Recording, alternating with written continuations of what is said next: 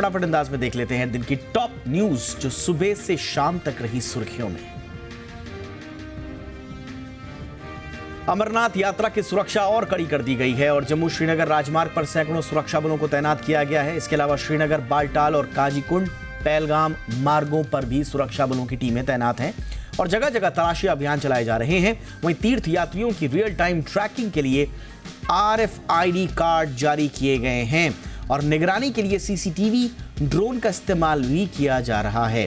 इधर कड़ी सुरक्षा के बीच अब तक 2.5 लाख से ज्यादा श्रद्धालुओं ने बाबा बर्फानी के दर्शन किए हैं।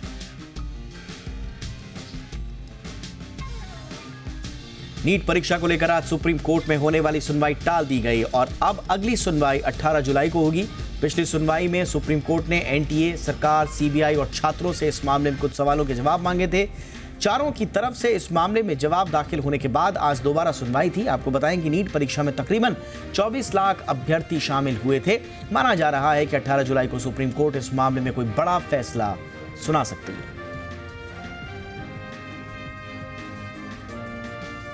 वहीं रेलवे ग्रुप D परीक्षा पेपर लीक मामले में उत्तर प्रदेश के 2 विधायक शिकंजे में फंसते नजर आ रहे हैं। फरवरी 2006 के पेपर लीक मामले में SB/SP विधायक बेदी राम और निषाद पार्टी विधायक विपुल दुबे के खिलाफ लखनऊ की स्पेशल गैंगस्टर कोर्ट ने गैर जमानती वारंट जारी किया। इस मामले में STF ने बेदी राम और विपुल दुबे समेत 16 को गिरफ्तार कर जेल भेज दिया था।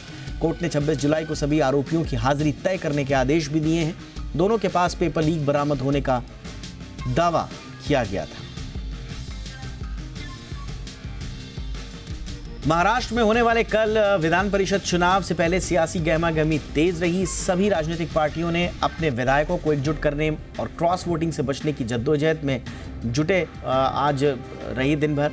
महाराष्ट्र की 11 विधान परिषद सीटों पर 12 प्रत्याशियों के उतरने के बाद अब कल वोटिंग होगी। बीजेपी की अगुवाई वाले NDA गठबंधन से 9 और महाविकास आघाड़ी से 3 उम्मीदवार मैदान में हैं। MLC चुनाव में 12वें उम्मीदवार के होने से क्रॉस वोटिंग का खतरा मंडराने लगा है क्योंकि कांग्रेस और बीजेपी को छोड़कर किसी भी दल के पास अपने दम पर अपने प्रत्याशियों को जिताने का नंबर गेम नहीं है।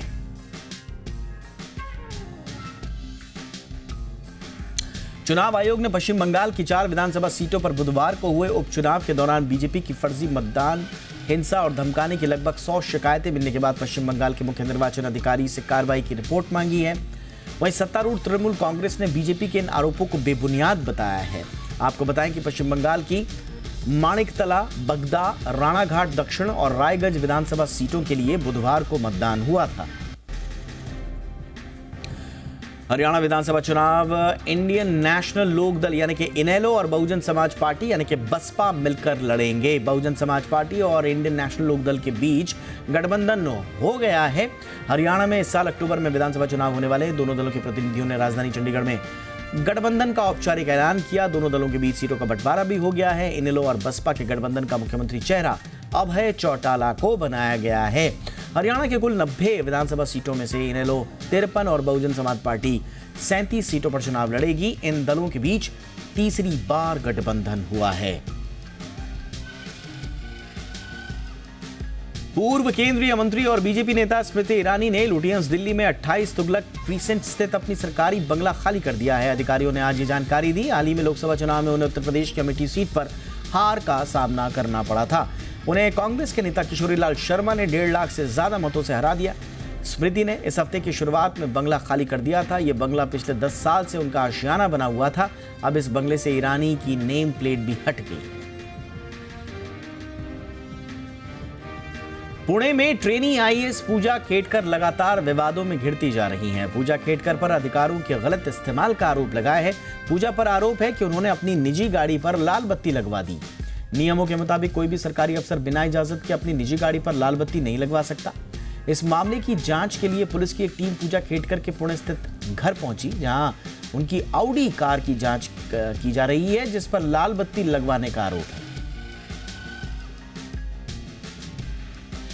हिमाचल प्रदेश में भारी बारिश के कारण लगातार हो रही लैंडस्लाइड से लोगों को भारी दिक्कतों का सामना करना पड़ रहा है। चंबा के भरमौर में भी लैंडस्लाइड हुआ। मणिमहेश यात्रा के रास्ते पर बड़ी बड़ी चट्टानें गिर गईं और चारों तरफ धूल का गुबार छा गया। इसके बाद मणिमहेश दर्शन के लिए जाने वाले रास्ते को बंद करके दूसरे रास्ते को खोल दिया गया। फिलहाल राहत की खबर यह है कि लैंडस्लाइड से किसी तरह के जानो माल के नुकसान की खबर नहीं है।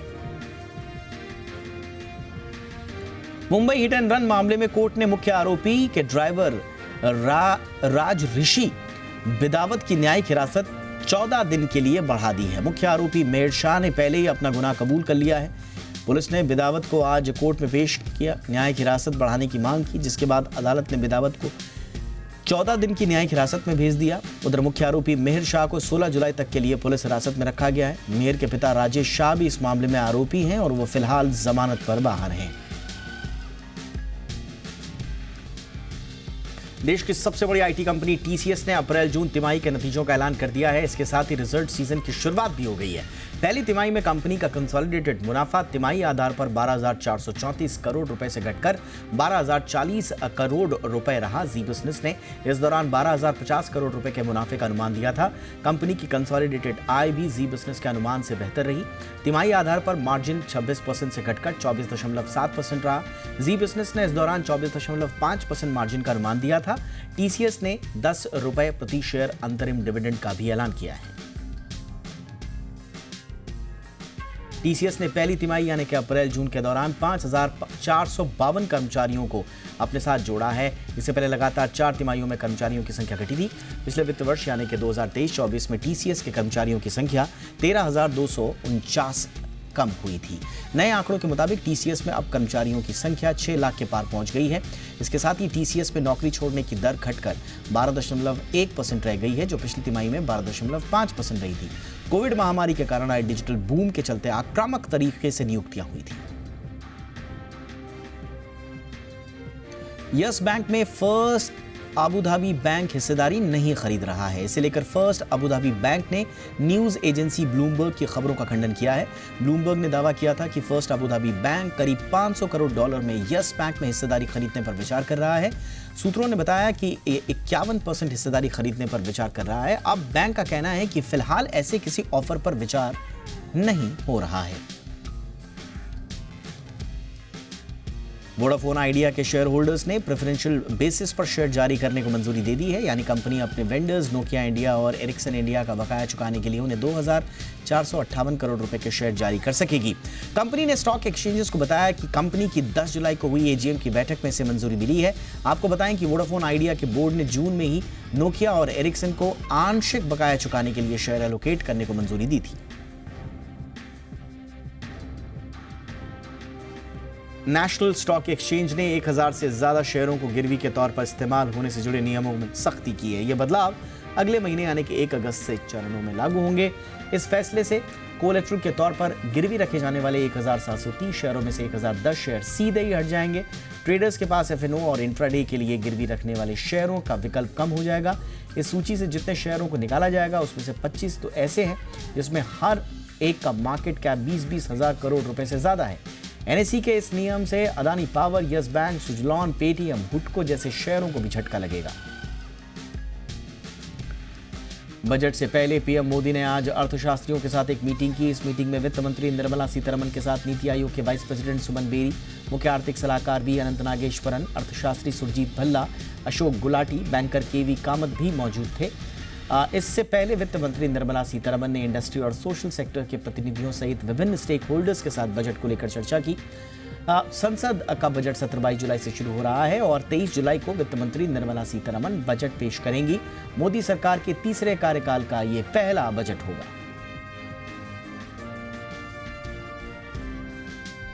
23 जनवरी को पेश होने वाले बजट में शिपिंग इंडस्ट्री को बड़ा बूस्ट मिल सकता है। जी बिजनेस की एक्सक्लूसिव जानकारी के मुताबिक वित्त मंत्री शिपिंग इंडस्ट्री के लिए कई ऐलान कर सकती हैं। सूत्रों के मुताबिक शिप बिल्डिंग स्कीम के समय सीमा 2026 से भी आगे बढ़ाने का ऐलान हो सकता है। स्कीम के तहत 20% तक वित्तीय मदद दी जाती है। साथ ही मैरीटाइम डेवलपमेंट फंड का ऐलान भी हो सकता है। मैरीटाइम फंड से सस्ती दर पर शिपिंग सेक्टर को लोन मिल सकता है। सूत्रों का कहना है कि वित्त मंत्री बजट में हरित नौका स्कीम का ऐलान कर सकती हैं। हर साल 1,000 हरित नौका सब्सिडी के साथ उपलब्ध कराने का प्लान है। कैनरा बैंक ने सरकार को बम्पर डिविडेंड दिया है। वित्त वर्ष 2023-24 के लिए कैनरा बैंक ने सरकार को 1,838 करोड़ रुपए का डिविडेंड दिया है। कैनरा बैंक के एमडी एंड सीईओ के सत्यनारायण राजू ने डिविडेंड का चेक वित्त मंत्री निर्मला सीतारमण को सौंपा। इस दौरान वित्त मंत्रालय के संयुक्त सचिव प्रशांत कुमार गोयल, कैनरा बैंक के एग्जीक्यूटिव डायरेक्टर्स देबाशीष मुखर्जी, अशोक चंद्रा, हरदीप सिंह अहलूवालिया और भावेंद्र कुमार भी मौजूद रहे। इस मौके पर बैंक के एमडी एंड सीईओ के सत्यनारायण राजू ने कहा कि बैंक देश की वित्तीय स्थिरता में मजबूत भूमिका निभा रहा है। उन्होंने कहा कि हमने इसे पूरी टीम की मेहनत से हासिल किया है।